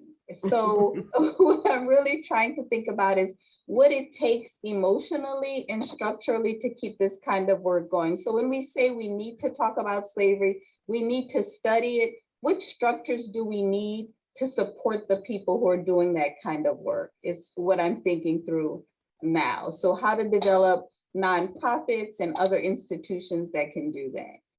Well, sounds like Amazing. something for a grant. Yes. There should absolutely. be a grant somewhere that can cover all of the expense for like 5 years, so it wouldn't be I like- hope so. Yeah, so that would be wonderful. Well, Jodi, let people know how they can get a copy of your book. Yeah, you can get it through all the normal websites like Amazon, Barnes and Noble, those. You can also get it through the Books Press, the University of Iowa Press. And if you want to support a local bookstore, Square Books in Oxford, you can go to their website, Square Books in Oxford, Mississippi, and they can also ship the book to you. So there are a variety of ways to get it. Okay, and the book is called Behind the Big House, and it's by Jodi Skipper.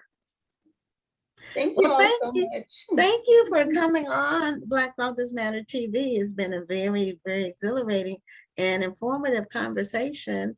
And I love history, so it's right up my alley. And we have a lot of history lovers that watch the show. So they're excited about the interview as well. Well, thank you so much again for agreeing to come on the show, and you have a great evening. Thank you both, and thanks for this format. It's wonderful.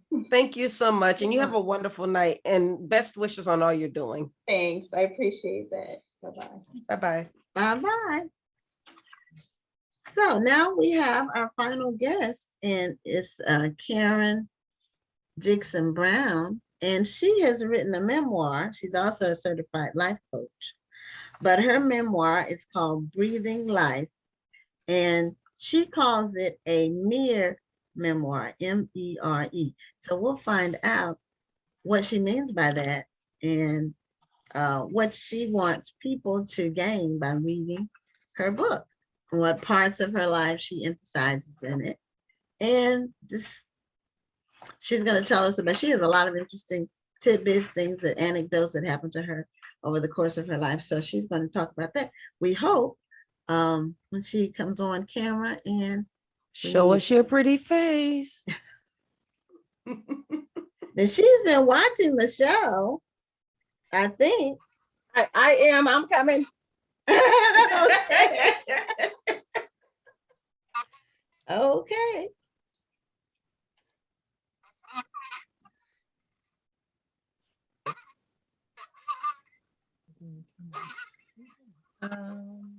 Oh, I'm so sorry. I am so sorry. That's okay. You got caught up. You got caught up. Look, I've been watching. ready since 8 o'clock my time. Yeah. Thank you so much for having me on. Oh, Thank you for being here. You're welcome. So this memoir is called Breathing Life, and you call it a mere memoir, M-E-R-E. So why did you use that? That's something I don't think I've seen in describing a memoir. So Yeah. why did you use that term? Well, because when we think about life, and I love saying this thing, like, life to me, I always say this thing called life, because life is so full with so much, and we're not told that as we're growing up, going through the issues, the trials, the tribulations, and what people like to say generational curses. So I just said life, a mere memoir, something to make not only myself think, but other people think. Because when we hear memoir, we hear, oh, it's their life story, but our life story entails more than what we put in paper. Because if I wanted to be technical, I should still be writing it, So that's how I look at it. And this book actually came after my first book, One Breath at a Time. This is actually my fourth book, but because it took some time in between book one and did a couple other books, and then this book, because I lost a child. So after getting through the first book, sharing my life up to about 6th or 7th grade, I was, as I'm writing, I'm like, yes, life is finally getting better. The past X amount of years, I learned to breathe through it. And so now, after having trauma and more things happen, how do you complete? My life is not finished, but how do I continue to write and share when I'm still hurting? So to me, I was like, you know what? Life is just a mere memoir, because somebody's still going to be talking about my life after I'm gone, and after I'm gone, and after I'm gone. Yeah, you talk about your son you lost in a car accident in 2018. Yes. And how old was he when he died? He was 27, and I actually was completing the first book. And I was like, yes, I went through all this stuff as a child. I lost a mother to murder. I lost a brother to suicide. I talk about, child molestation and all these different things where I was able to finally breathe and say, yes, life is getting better. And I've learned to cope with those traumas and like, yes, let me put the book out here. Let me help people, because we're all going through something. And then before the book was released, it's just, I'm all happy. I got a twin sister. Yay, we're going to celebrate our 50th birthday. We're going to finally have a party and be happy. And then the tragedy occurred. So it's like, how do I even finish this book? How do I do my initial sermon? How do I promote this, trying to help somebody when I can't even breathe myself? Which is why it took so long for breathing to come out, because I was like, I'm choking. Yeah, I know the loss of a child is something that's one of the worst kinds of traumatic experiences. And losing someone when you have just finished a book project, it puts everything like suspended animation. It's on hold. My first book, I was excited about it. I finished writing it. And the day after it came out, my brother died of cancer. And there are 4 siblings. We were the 2 in the middle, and he was the closest to me in terms of relationship. Mm-hmm. So, he had cancer, but and he had pancreatic cancer.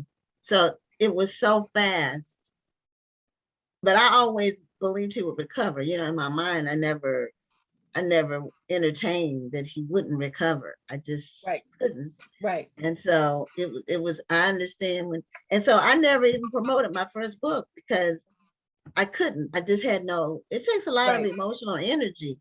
It is. To promote a book.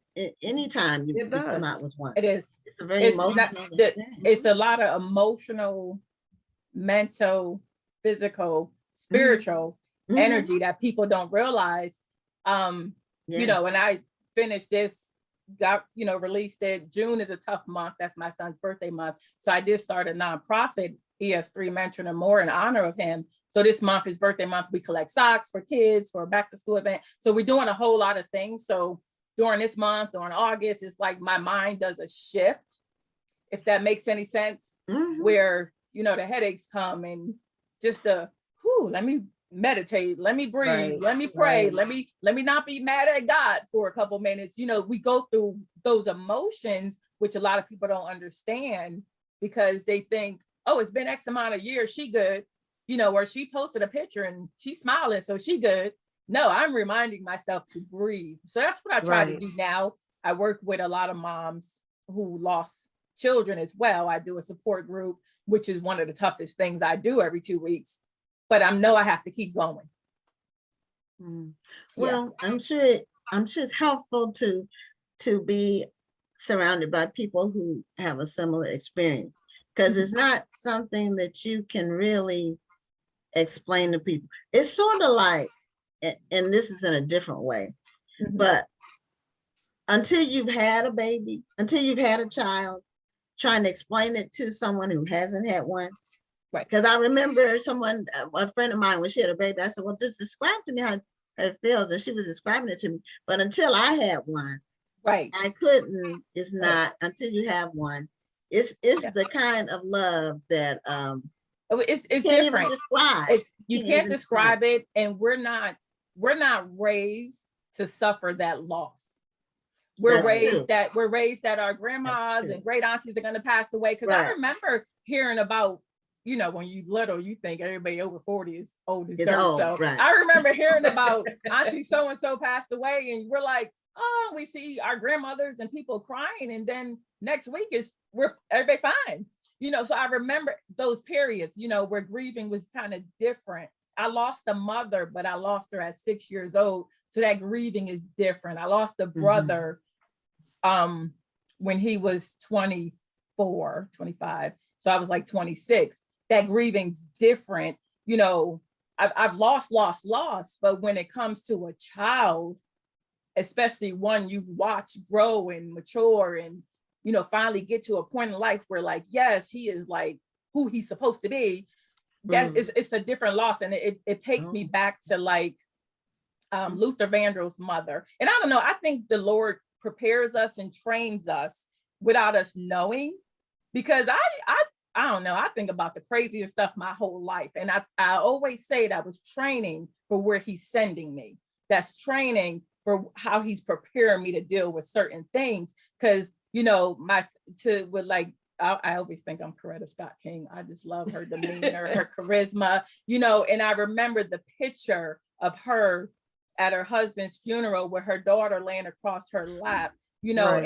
and I go back and reflect on Luther Vandross's mother, who lost all her children before she was like 75 or something. And just for her to explain the great loss of losing the last one. And then I have a stepmother who lost all her children. So I grew up always thinking, kind of scared.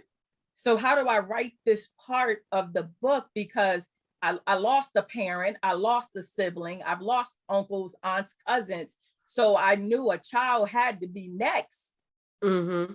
Because I've suffered all the other stuff, and we're not trained to cope with that. We're not trained to deal with that. So when I talk in breathing, I do talk about healthy relationships, unhealthy relationships. How does somebody grow up that been through so much hurt and abuse and neglect know how to be in a healthy relationship? I mean, by the grace of God, I was able to raise kids, after a bad divorce.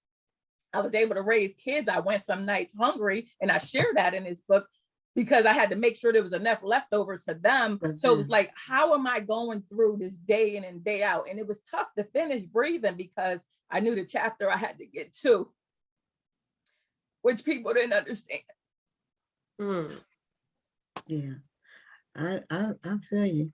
Now you talked in the information you sent us.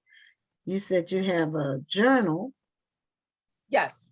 And you're also currently working on a children's book, I think. Yes, I Okay. am. I'm so excited. I'm so excited about the children's book. I'm actually going to try to release a book before one of the children's books called A Little Grace. And it's my son's holding a butterfly in his hand as the cover. And it's got a lot of his script, not his script, a lot of his like sayings and some pictures. And then I put a lot of short stories and some quotes and poems and different things that I've written for people just to have a thought for the day. So I was talking about the butterfly, which I didn't realize it's the same color butterfly I put on my license plate with ES3, which is the name of the nonprofit. And as I'm talking about it yesterday, sitting with my sister-in-law, a butterfly landed on my hand right here. Wow.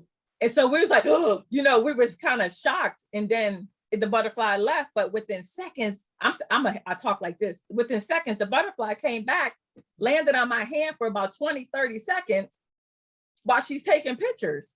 So it's just like, it's amazing how things happen when you're trying to remind yourself to breathe. I love my publisher. Y'all know Miss Julia Royston, DK Publishing.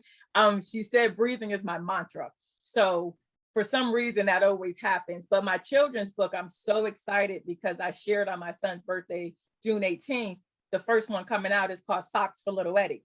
He loves socks, silly socks, funny socks, colorful socks.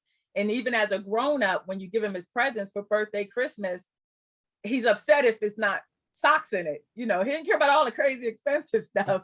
So what we do in honor of him, we do an annual sock drive the whole month of June, and I stretch it through July because the back to school event is in August, where we give the children the socks. So I have this beautiful young illustrator called Mo Childs, and she's working on a cartoon, and the way she captured his little face when I sent all these pictures down to the t-shirt and everything, it's amazing. I had to tell her certain hours she can't send me updates because I'll just break down crying. So I'm like, I appreciate you, but don't send them during this time. So because and you know, writing's a process. You hit every emotion no matter what you're writing, because you want to teach something. You also want to learn something. I say the same thing, like when I preach, I'm really preaching to myself. Whatever scripture the Lord told me to get, I'm grateful for whoever's sitting there listening, but I'm really preaching to myself. Well, we're supposed to encourage ourselves, you know. Yes. So that's and I talk to myself. I encourage myself because I mean, I truly believe though that when preachers preach, it doesn't mean that they're preaching from this pedestal where they know everything and they have it all together. It's like you said, sometimes you're preaching to yourself. You're preaching what the Lord gave you to give. Yes. And that's true. My husband, I'm like his worst student. We actually had Bible study earlier, and I'm like the worst student. He just, when I go like this, or I'd be like, huh, he'd be like, oh Lord, you know, because the Bible's the living word. So if the Bible's the living word, that means we got to continue learning. And if we don't understand, we need to ask. And then the scripture may mean something to me today, but it don't mean the same thing like it did 4 years ago. Right. Which is what I realized while we was going through Genesis. And I was like, man, I didn't think about that, you know, but it's a beautiful thing. But I think if we do that, especially in our writings, my writings are like, I'm passionate when I'm writing. And it's weird because now my mind doesn't know how to cut off sometimes, to where I'm rolling over, I'm scribbling on something. And like Dr. Rhonda, you said earlier, you got notes everywhere, then you email them to yourself. I do the same thing because then I'll forget that thought, or I'll say, that's not how I wanted to say it, you know. But I think once you become a writer, and I want to believe it's a gift, like God give musicians a gift, and God give, you know, different people certain, like artists, gifts and different things like that. I think it's the same thing with writing. Because people were shocked when I finished book 1, and it was like, oh, okay, yeah, she wrote that. And then when they see more coming out, and I was like, because he's not finished with what I can finally remember. I grew up, I remember probably this much of my childhood. And when I started writing the first book, One Breath at a Time, a little girl remembers to breathe through it all, years ago. But I wrote it angry, where I have the actual typewriter, the old little typewriter where you put the paper in and you go, sure. I have that upstairs that I started typing this book on probably about 18, 19 years ago, if not a year more. And I was typing with an attitude, angry because of the hurt, angry because of the neglect, angry because of what I had to go through. You know, and people don't realize when you lose a parent, the layers that are going to come after that. Right. Because of one decision, whoever's in charge of you make. Yeah, that's true. I was blessed. I had my mother till I was 40. But my mother's mother died when my mother was 18. And she still talked about her up until she died, up until my mother passed. Yeah. My mother's mother had 16 children. So, and no twins. So my mother was number 10. Out of, it was 15. My uncle had 16. I got on the other side. A lot of people. But my family just sounds so tiny. It was just me and my sister. Oh, well, I mean, there were 4 siblings, but my parents are both from you Yeah. know, that Yeah. they extended because they were both in rural areas Mhm. and, you know, people had a lot of children. So, Yeah. They both my parents were from very large, and they both ironically were the oldest of each side. so, cause see, my parents were my dad was the youngest of six. My Mhm. mother was 10 out of 15. But one of my father's oldest brother had 16 children. Mhm. So it was just a lot of people, you know, but we were on the younger end. So a lot of our first cousins were really like aunts and uncles. They were Yeah. really like Yeah. grown when we were growing up. They were already Mhm. grown and married, you know. So, but tell us about your ministry work and your work as a certified life coach. Well, it's funny. My husband and myself, we do a lot of things, and we're those people. We don't worry about titles, and I think we have to use them sometime because people are always asking, you know, well, what's this and what's that and whatever. Because we're just Karen and Gary to the world, you know, Karen and Karen is weird because I think that's why I use my author name KD.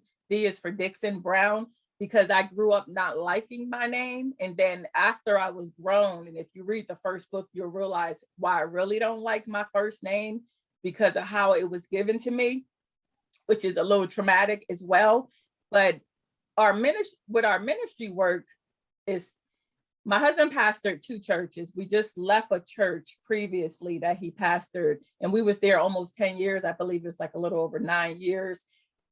After COVID taught us that there's so much we need to do, and time is so short. We don't realize how short time is. And I love when we read the Bible and they go, oh, so-and-so was 700 and something years, but people don't realize their calendar was different than ours. But right, and after losing a child, it put a lot of things in perspective. And after losing a child, I see why a lot of couples break up. I see why there's a lot of chaos in the family. I see all that. So you have to seek God. And sometimes you can't seek God in a dwelling. So we got to the point where God wants us to just minister. So we started an online ministry years ago. We're actually mentoring, and we turned it more into ministry. And my husband, like, he's on every morning, except Saturday. So Monday through Friday, he's on for a moment for ministry. I'm supposed to be on Mondays and Thursdays, but I am so honest. I am an open book when I say I'm not there to go live tonight.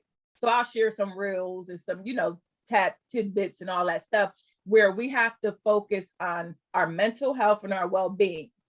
We can't push ourselves because what somebody else is expecting. So our ministry, we do the Bible study, we do Sunday school, we do a whole lot of different things, and we do a lot of things as far as within the community.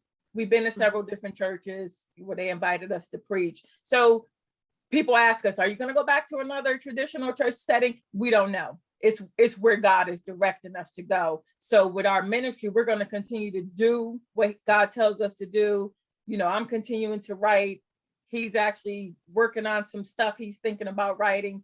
So we're just excited about where God is sending us. And it's interesting with my son. He was the child I always said to, I'm going to be just like you when I grow up. He was the one he worked for. If he went to work, it was for a paycheck to buy his next plane ticket, train ticket, you know, bus ticket. He wasn't worried about saving thousands of dollars. He said, nope, I'm going to enjoy life and spend them. You know, I went through a bad divorce with him and my youngest son's dad before I moved to Virginia. And, you know, he was overweight. He dealt with that. He dealt with a lot of different identity things. And once he graduated high school, he became like healthy. He running, working out. We both love rainy days. And he, like, within 4 or 5 years, he got himself together. I used to work and oversee a domestic violence sexual assault program. So he became like a sexual assault advocate, trying to help the world. And I'm like, oh, excuse me, let me train you first. You know, after we had somebody come to our house looking for him because of who he's helping. But he had this passion for travel. So he would climb the highest mountains in the country, yoga on most beautiful beaches.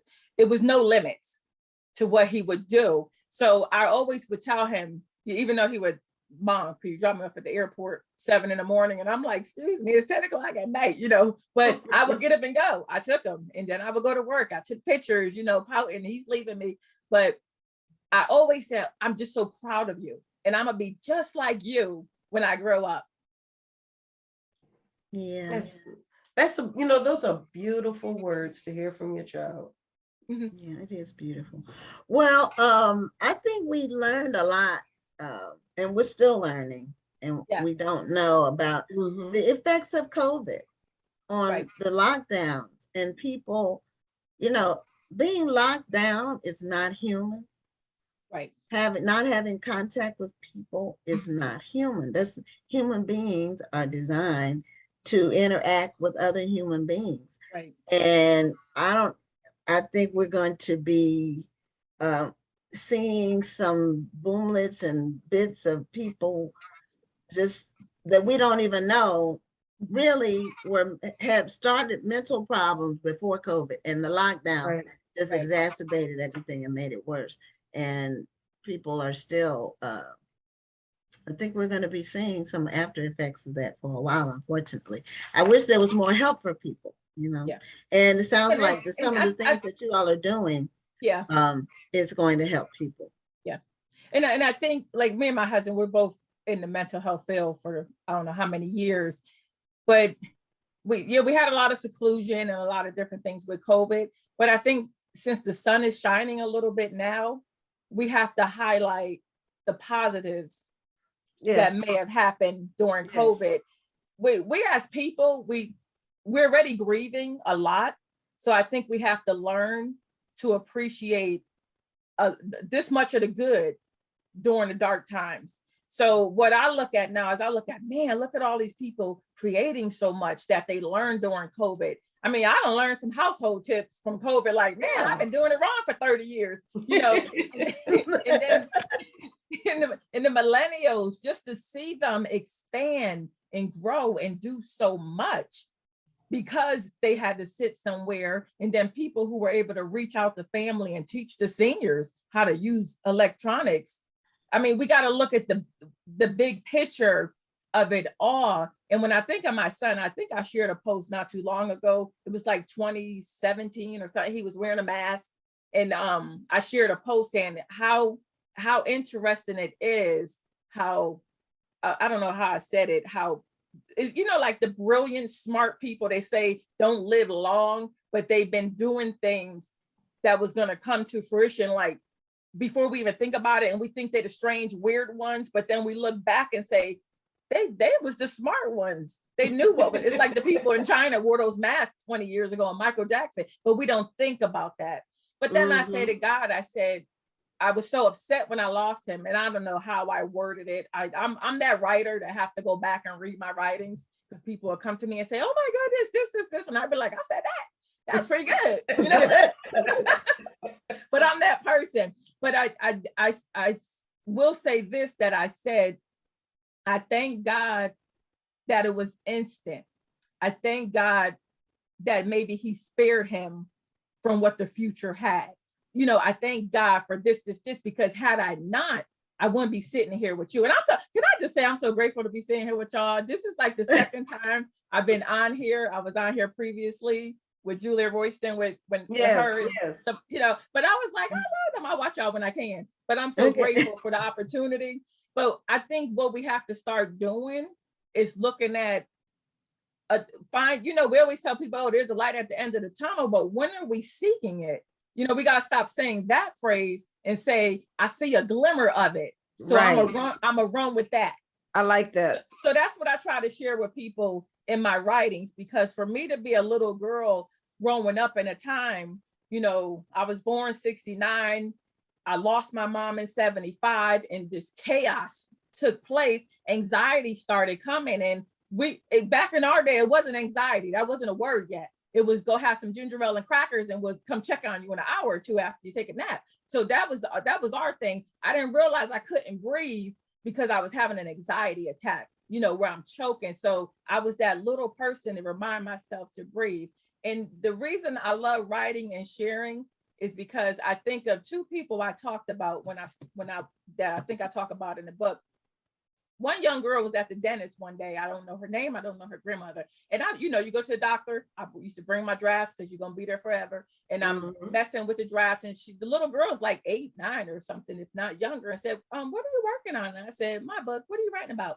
And I said, my life, some hiccups that happened in my life, with the good and all that, the good and bad. She's like, oh, I had a lot of bad things happen in my life too. And I'm just sitting here like, she a baby. And she's with her grandmother. I don't know the scenario. I'm not going to question the child. And then this other young lady came into my office one day, and we was helping her through a situation.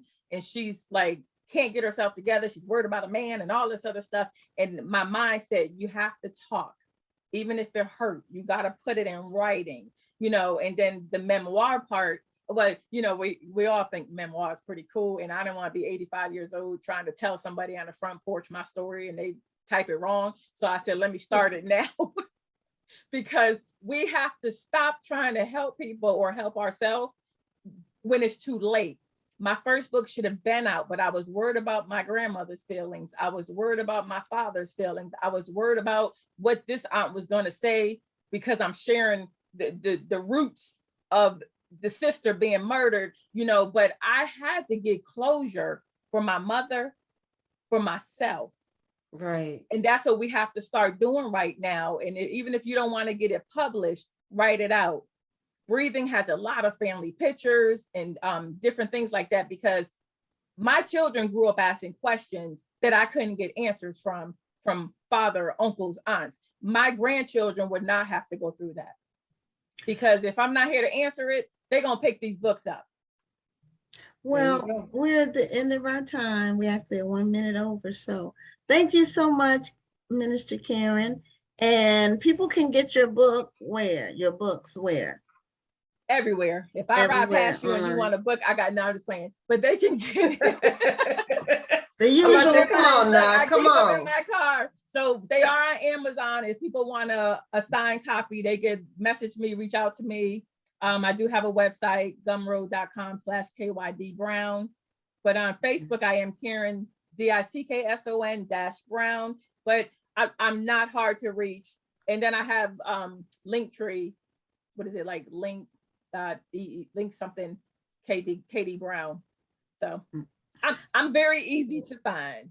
Well, I put your sites in the chat for anybody who's going to be looking for you. And I'm quite sure, just based on the comments, you're going to have some people looking for your books. So I wish you all the best. And I thank you for sharing your story with us tonight. Thank you for having me. I love you guys. Well, we love you too. Be blessed. You too. Well, that's it for tonight. Black Authors Matter TV is completed for this week, and we will see you next Tuesday. I'm not going to talk about the lineup because we're already at 9:02. I just want to say good night to everyone, and I'm Gwen Richardson signing off. We'll see you next week. And I'm Dr. Rhonda Lawson. Have a wonderful evening and a great rest of the week. Thank you for tuning in, and join us next Tuesday at 7 p.m. Central, 8 p.m. Eastern for another edition of Black Authors Matter TV.